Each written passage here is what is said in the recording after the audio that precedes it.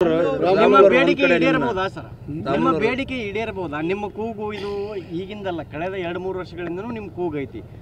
ಪಕ್ಷದ ವಿಚಾರವಾಗಿ, ಕುಟುಂಬ ರಾಜಕಾರಣದ ವಿಚಾರವಾಗಿ ನಿಮ್ಮ ಇಲ್ಲ, ಅವರೇ ಹೇಳಿದ್ದಲ್ರಿ ಪಕ್ಷದವ್ರೆ. ಮೋದಿಯವರು ಹೇಳ್ಯಾರಿಲ್ಲ, ವಂಶವಾದ ಭ್ರಷ್ಟಾಚಾರ ಹಮಾರ ಪಾರ್ಟಿ ಮೇ ನೈ ಚಲೇಗ ಅಂತ ಹೇಳ್ಯಾರಲ್ಲ, ಅದು ನಡ್ಕೋಬೇಕಂತ ಹೇಳ್ತೀವಿ ಅಷ್ಟೇ. ಇಲ್ಲಾಂದ್ರೆ ಡಿಕ್ಲೇರ್ ಮಾಡಿಬಿಟ್ರಪ್ಪ, ವಂಶವಾದ ನಡೀತೈತಿ, ಭ್ರಷ್ಟಾಚಾರ ನಡೀತೈತಿ, ಎಲ್ಲರೂ ತಮ್ಮ ಮಕ್ಕಳನ್ನು ಎಲ್ಲರೂ MLA MP ನಾವು ಟಿಕೆಟ್ ಕೊಡ್ತೀವಿ ಡಿಕ್ಲೇರ್ ಮಾಡಿಬಿಡ್ರಿ. ಎಲ್ಲ ಪಾರ್ಟಿಗೆ ಐತಿ ಸರ್, ಇದು ಕಾಂಗ್ರೆಸ್ ಇರ್ಬೋದು, JDS ಇರ್ಬೋದು, ಅದು ಏನಿರಲ್ಲ. ನಮ್ಮ BJP ಒಳಗೆ ಏನು ಹೇಳ್ಯಾರ ಅದನ್ನು ಕೇಳಕತ್ತೀವಿ ಅಷ್ಟೇ. ಈಗ ಮೊನ್ನೆ ರಾಮ್ಲು ಎಲ್ಲ ಒಡೆದ ಮನಸ್ಸುಗಳು ಕೂಡ ಒಂದಾಗಬೇಕು ಅಂತೇಳಿ,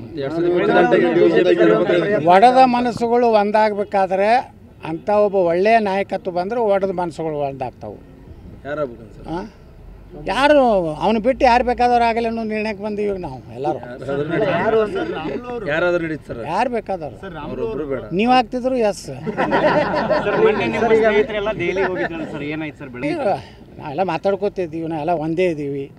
ಅವರಲ್ಲಿ ತೀವ್ರ ಭುಗಿಲದ್ದು ಭಿನ್ನಮತ ಇಲ್ಲ, ಯಾರು ಸುಡುಗಾಡಿಲ್ಲ.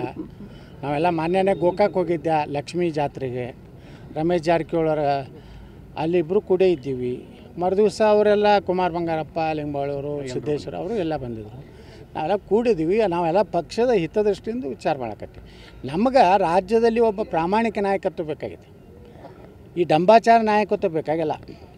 ನಾ ರೈತನ ಮಗ, ನಾವು ಯಾರ ಮಕ್ಕಳ್ರಿ? ನಾವು ಎಮ್ಮೆ ಮಕ್ಕಳನ್ನು?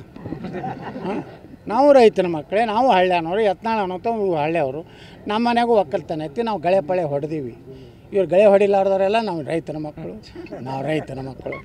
ನಾ ಏನದು 0% ಬಡ್ಡಿ ಮಾಡಿ ನನ್ನ ಕೈ ಕೊಡಲಿ, ಇಡೀ ರಾಜ್ಯದ ಇತಿಹಾಸ ಚೇಂಜ್ ಮಾಡ್ತೀನಿ. ಏನು ಮಾಡ್ಯಾನ ಇವ್ರ ಅಪ್ಪನಂದಂಗೆ ಮಾಡ್ತೇನೆ ಸರ್. ರಾಮ್ಲು